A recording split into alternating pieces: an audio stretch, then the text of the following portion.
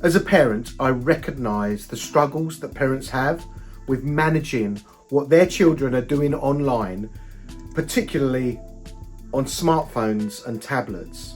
I want to help. My name is Richard Poth and I'm a teacher as well as a concerned parent. I've created this video to support parents with setting up family sharing and screen time on their Apple devices. Please support this video by sharing it with other parents. Together we can support the well-being of our children just by watching this 20-minute video and sharing it with others on how to set up your iPhone or your iPad with family sharing or screen time. This is so that we as parents can protect our children from the dangers of excessive screen time, particularly with social media. And I want to show you how. So come on, let's dive in. So what we have here is a brand new iPad. This has been set up as a parent iPad. The first thing I'm going to do is go into settings so I can show you how to set up family sharing on this iPad. So let's go into settings. Now let's tap on our Apple ID at the top here. Now we've got this option here that says family sharing. Let's tap on that. When I first set up family sharing, I'm going to get this screen, so I can just press continue. At this point, I can add my family to the family sharing options. Now there's two options here, invite others and create a child account. If you already have an Apple ID set up, then you can invite others. If you don't, then you can click on create child account, and that would be the account that you use for your children's iPad or iPhone. We'll come back to invite others later. You can see here it says that child accounts can be created by a parent or legal guardian for children aged 12 or under. So let's do that. Let's create a child account. So I'm going to put my child's name in. I'm going to use test and then I'm going to use child. Then date of birth. So I'm going to choose a different year. I'm going to use 2016. That makes my child about 8 years old. Now let's click on verify that I'm an adult. And at this point, if you haven't done so, you will need to provide a credit or debit card to authenticate that you are an adult. I'm going to go through this process, but won't be showing this on the screen. Once you've added your details, just agree and then agree to the terms and conditions. At this point, it's asking you to set up the Apple ID of your child.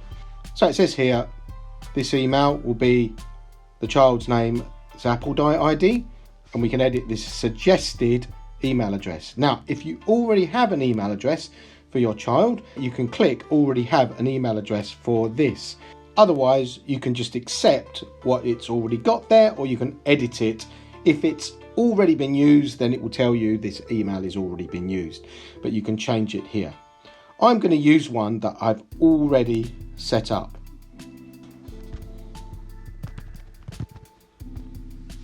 For authentication, it sent me a verification code, so I just need to get the verification code and add that in, and then I can go ahead and create my account. So it needs a password for the account, so let's add a password, retype it, and then we can continue. It will ask for a phone number to verify. It's taken the number that's associated to the parent account. If you want to use this number, you just use the number, or you can set up a different number. I'm going to use this number.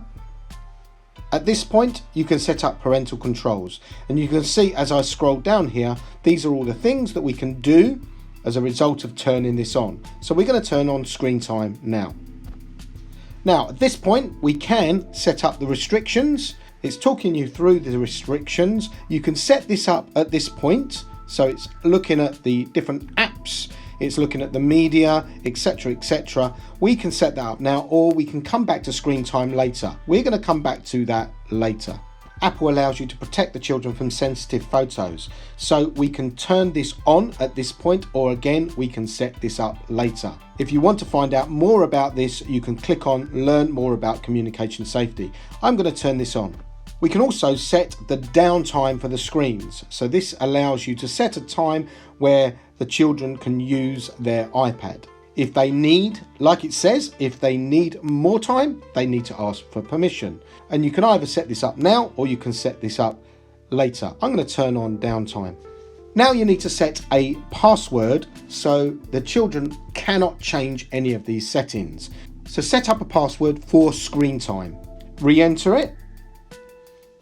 If your child has got access to the App Store and they want to purchase something, at this point you can set up so when they ask to purchase something, it will ask you as a parent if you allow them to purchase it. So that gives you the opportunity to look at the app that they want to install before they install it onto their iPad. We will look at this towards the end of this video. So I'm going to continue and turn that on. You can also share the location of the iPhone or the iPad, so you can use the Find My app and locate the location of the iPad. But bear in mind, if it's an iPad, it will need internet connectivity in order to be able to do that. For an iPhone, it will work via the 4G or 5G network. I'm going to share the location. Okay, now we're all set. So now what we can do is we can log on to the student iPad with this brand new child Apple ID. To view the parental sharings, tap on your name and then go down to family sharing, and then we'll be able to see all of the family that are attached to this parent. Up in the corner we've got the option to add a member, and we've also got the family checklist here. So let's have a look at the family checklist. All right, this allows you to review contacts, share location. We've set up share location, add a recovery contact. So there are various things you can do with that checklist. So if you've got any subscriptions attached to your Apple ID, this allows you to share those subscriptions. For example, you may have the Apple One account that allows you to share Apple TV and Apple Music, etc., etc. Purchase sharing allows you to share your credit card details, so if there's any purchases on your child's iPad, it will be charged to your credit card. And location sharing allows you to share your location to other members of your family. If you've got several family members in your family, you can add them to the family sharing. So let's go into settings and tap on the Apple ID, and let's go into family sharing. Now we can already see that we have one child at aged 8, but we can also add other members. So if we click on add member here, then we can invite others. We can have up to 6 people in our family. We can do that by airdropping, sending a message, or via email, or we could just invite that person by adding their Apple ID. So if we tap on invite person, then it will come up and then you will put their Apple ID into the required fields. The person that you invite would be an adult, and then you can set up the permissions for that person.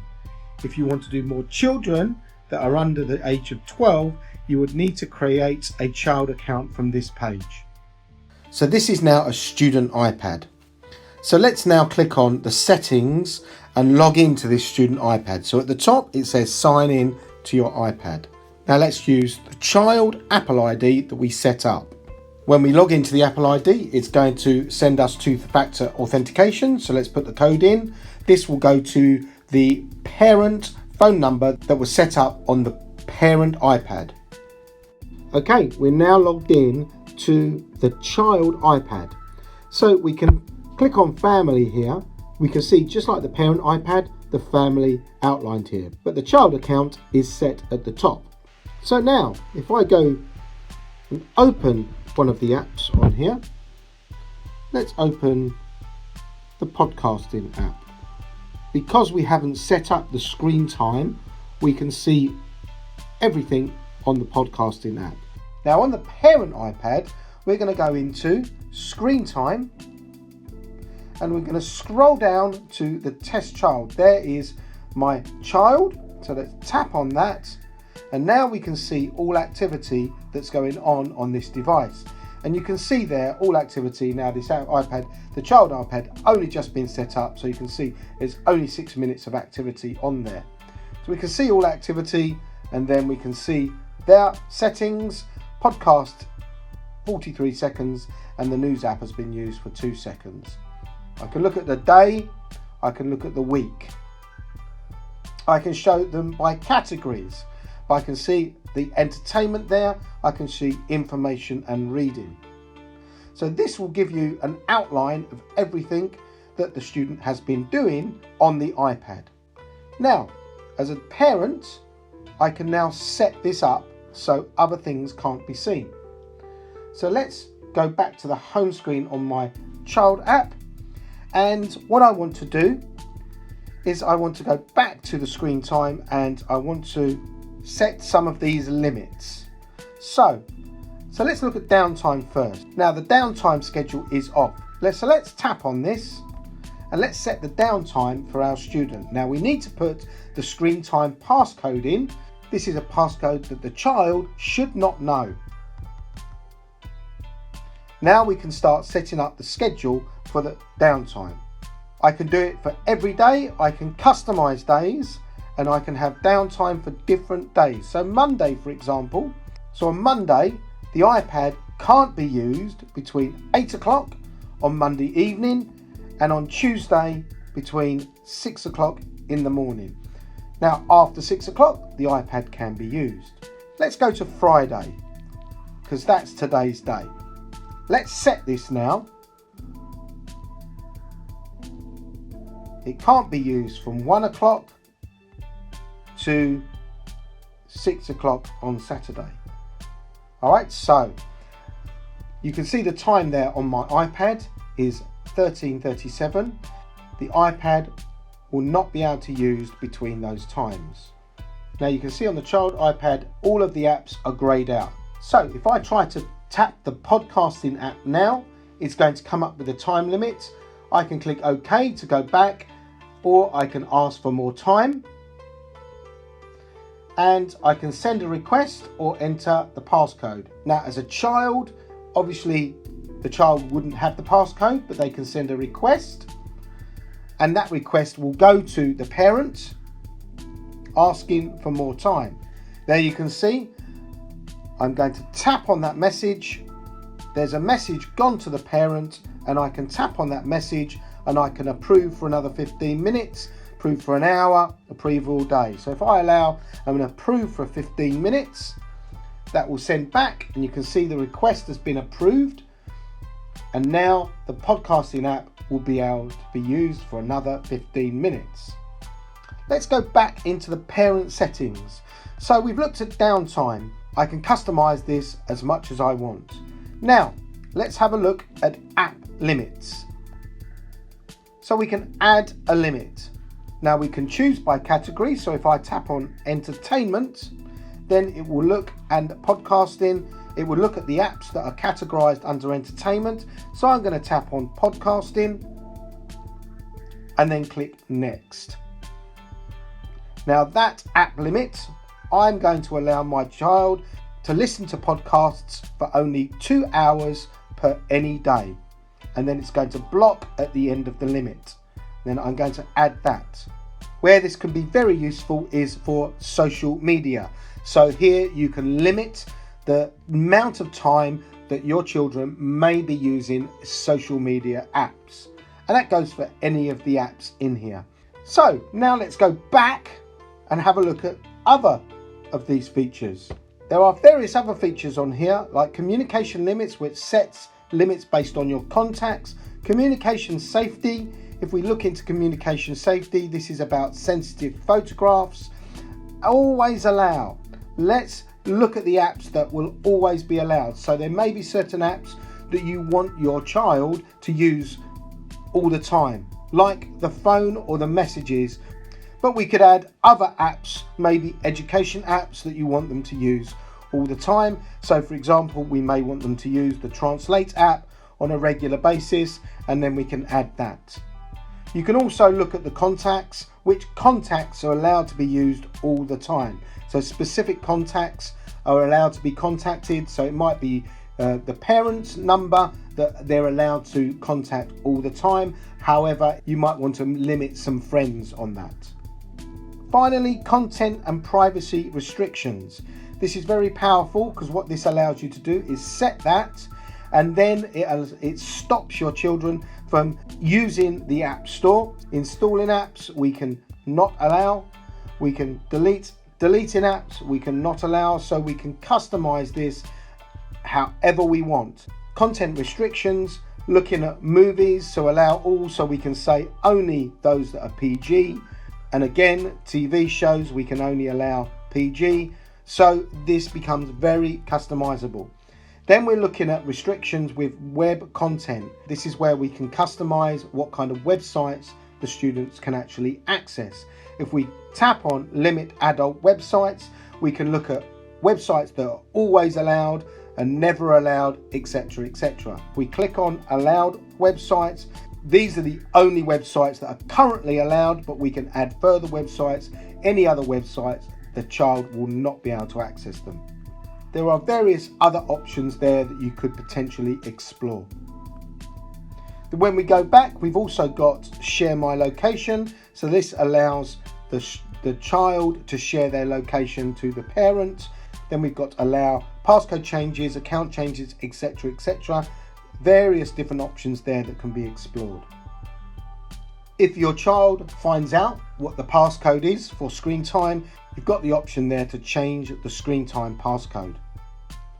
Finally, if your child has two devices and they're logged on to the same Apple ID, this will be shown on this page, and you can then switch between both, for example, an iPad and an iPhone, and you can see the activity on both of those. That is using ScreenTime for your child's device.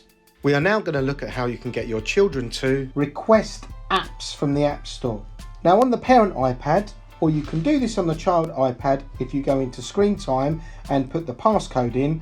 I'm going to do this on the parent iPad, so we're going to go into settings, and then we're going to go into ScreenTime, scroll down to your child, and then what we're going to look at is content and privacy restrictions. Now we've got this on at the moment, so if we was to turn this off, it's going to ask for the passcode. Then what will happen on the child's iPad, the App Store will appear, as you can see on the screen here. What we can do is now go into the App Store on the child's iPad, and then the child can actually go and request an app.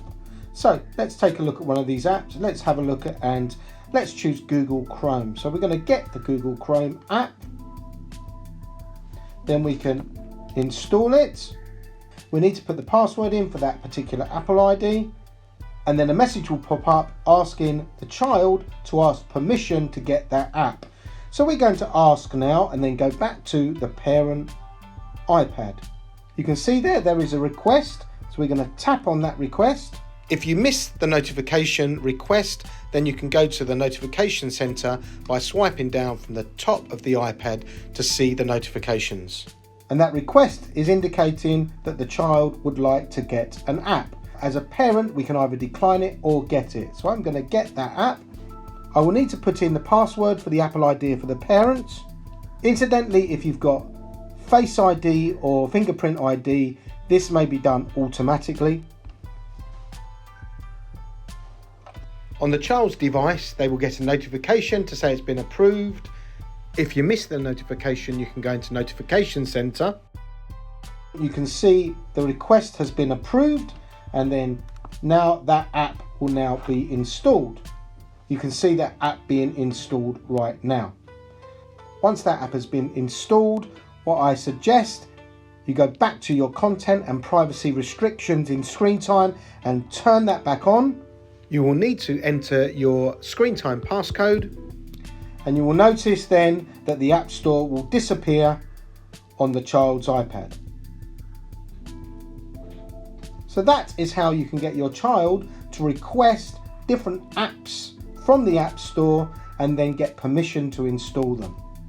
What would really help me get the message out there so we can support the well-being of our children is for you to like this video, subscribe to this channel, and share this video with your friends, with other parents. Check out my other parental support videos. Roblox, setting up parental controls on Roblox, and TikTok. TikTok, the app that's taken teens by storm around the world. How you as a parent can use the parental controls to safeguard your teens. It's all in these videos. Check them out.